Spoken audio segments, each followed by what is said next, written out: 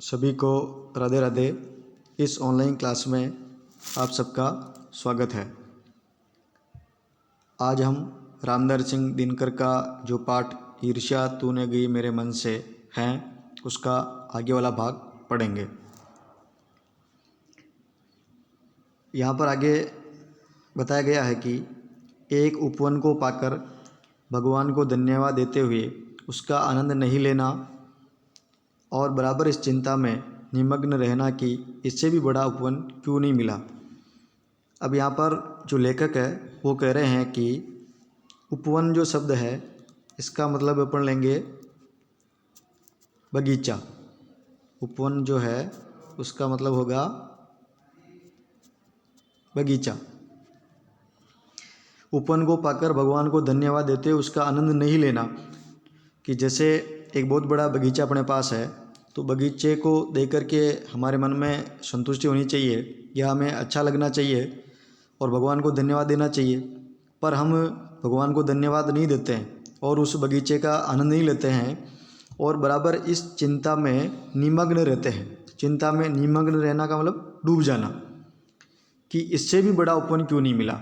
अब हम इस चिंता में रहते हैं कि यार ये जो बगीचा है तो छोटा है, इससे और बड़ा बगीचा मेरे पास होता तो मैं आराम से घूमता।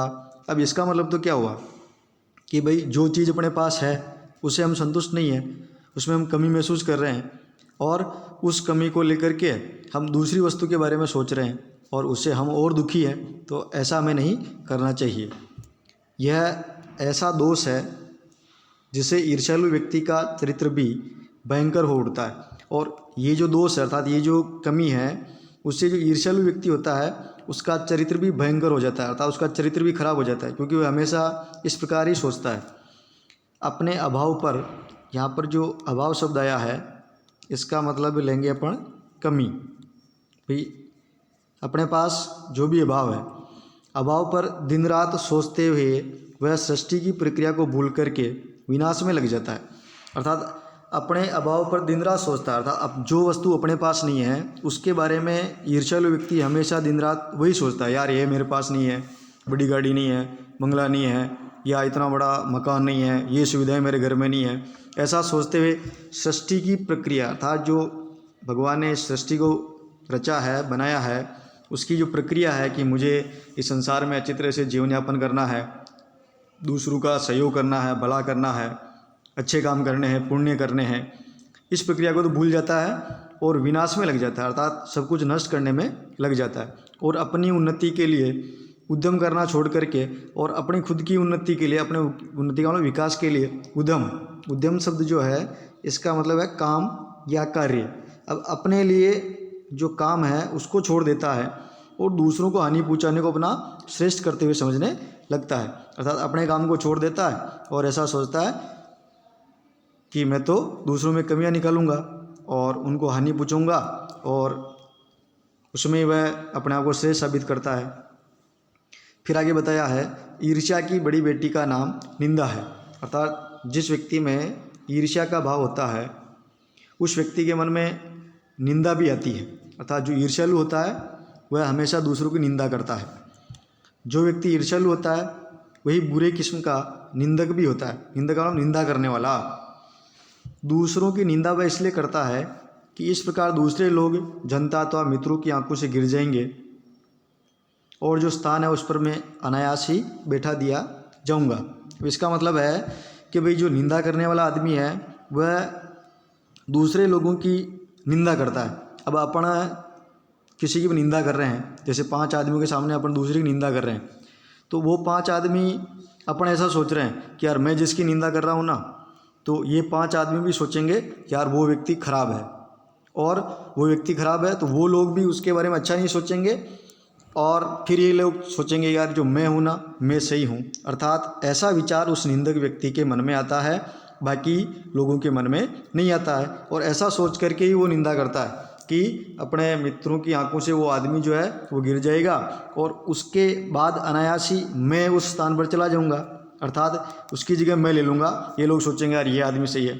अनायास जो शब्द है इसका मतलब है बिना प्रयत्न के या बिना कोशिश के, मगर ऐसा न आज हुआ है और न होगा। दूसरों को गिराने की कोशिश तो अपनों को बढ़ाने की कोशिश नहीं की जा सकती।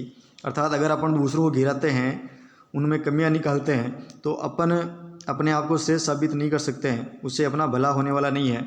एक बात और है कि संसार में कोई भी मनुष्य निंदा से नहीं गिरता है। अर्थात हम किसी की निंदा करेंगे, उसकी बुराई करेंगे, तो क्या हमारी बुराई करने से या निंदा करने से वह व्यक्ति गिर जाएगा क्या? उसका नुकसान हो जाएगा क्या?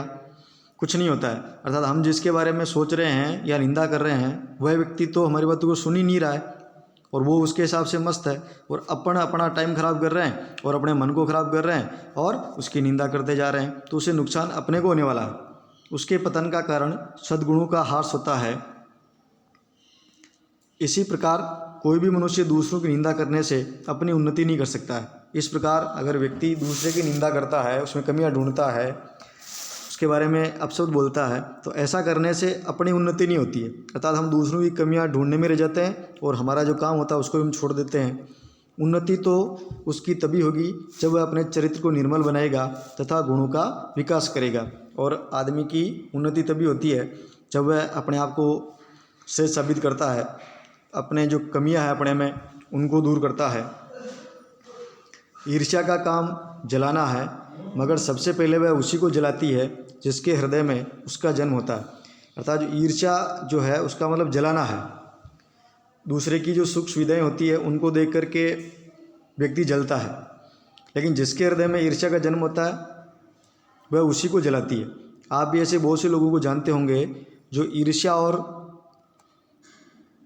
द्वेष की साकार मूर्ति है।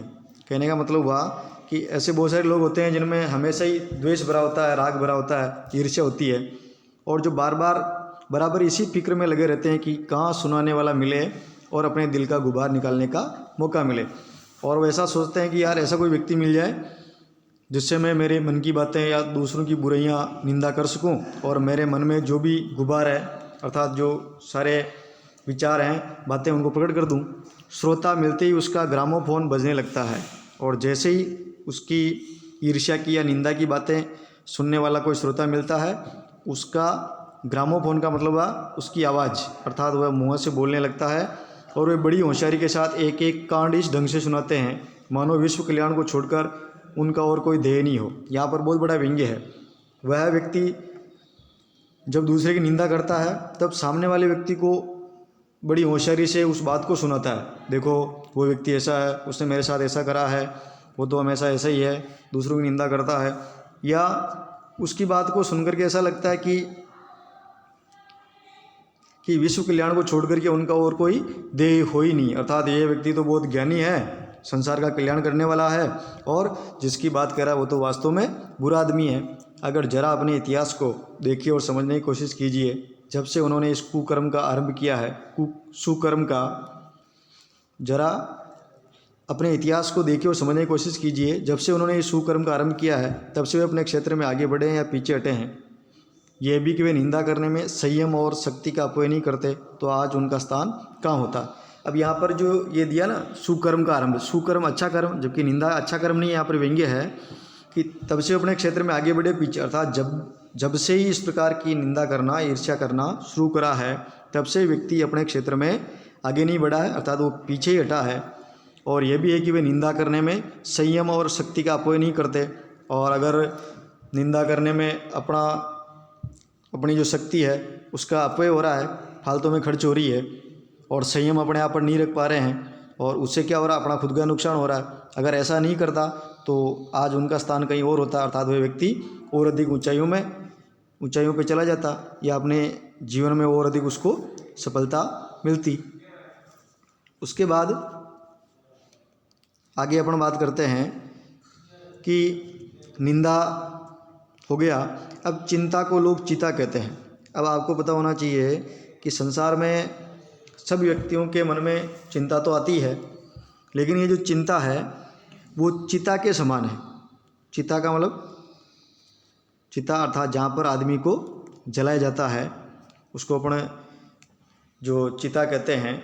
तो चिंता को लोग चिता कहते हैं।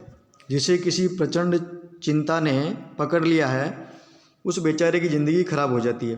आपको पता है कि जब चिता पर अर्थात आग पर आदमी को लिटाया जाता है तो उसको जला करके राख कर देती है। उसी प्रकार अगर किसी व्यक्ति के मन में चिंता का जन्म हो गया है, अर्थात वो बार बार अगर चिंता करता है तो वह चिता के समान अर्थात मरे हुए के समान है। क्यों? क्योंकि चिंता करते करते उसकी ज़िंदगी खराब हो जाती है। वह हमेशा इस प्रकार की बातों में लगा रहता है, जीवन में कुछ आगे कर नहीं पाता है। किंतु ईर्ष्या शायद फिर चिंता से भी बदतर चीज़ है। ठीक है, चिंता तो कुछ समय के लिए ठीक है सोच करके रह जाता है, पर ईर्ष्या करना और ज़्यादा नुकसानदायक है। उससे व्यक्ति अपना और ज़्यादा नुकसान करता है, क्योंकि वह मनुष्य के मौलिक गुणों को ही कुंठित बना डालती है। अर्थात जो मनुष्य के मौलिक गुण होते हैं उनको ही वो कुंठित कर देती है। मृत्यु शायद फिर भी श्रेष्ठ है बनिस्पत इसके कि हमें अपने गुणों को कुंठित बनाकर जीना पड़े। और ऐसा कहा गया है कि आदमी की मृत्यु हो जाए तो वो अच्छा है, पर अपने जो गुण है ना, अपनी अच्छाइयाँ हैं, उनसे अपन कुंठित हो जाते हैं और फिर जीते हैं। चिंता दग्ध व्यक्ति समाज की दया का पात्र है।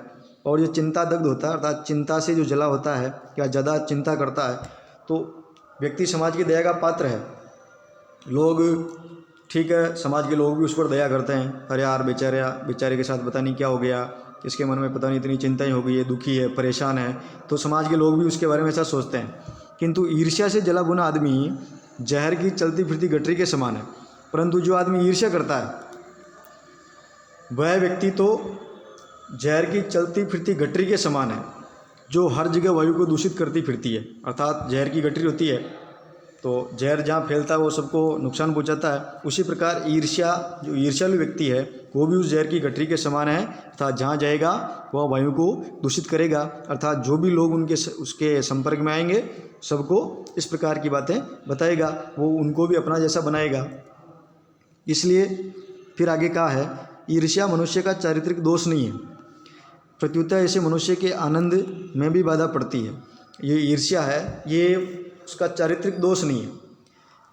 अब इससे मनुष्य के आनंद में भी बाधा पड़ती है, क्योंकि अगर व्यक्ति के मन में ईर्ष्या का भाव है तो उसको आनंद नहीं आता है, वह खुश नहीं रह सकता है, उसको मज़ा नहीं आता, अच्छा नहीं लगता है। जब भी मनुष्य के हृदय में ईर्ष्या का उदय होता है, सामने का सुख उसे मध्यम सा दिखने लगता है। और जब भी उस व्यक्ति के मन में ईर्ष्या का भाव आ जाता है, जब वह ईर्ष्यालु हो जाता है, तो सामने अगर किसी व्यक्ति का जो सुख है वो उसे अच्छा नहीं लगता है। उसे ऐसा लगता है कि यार ये मेरे पास क्यों नहीं है।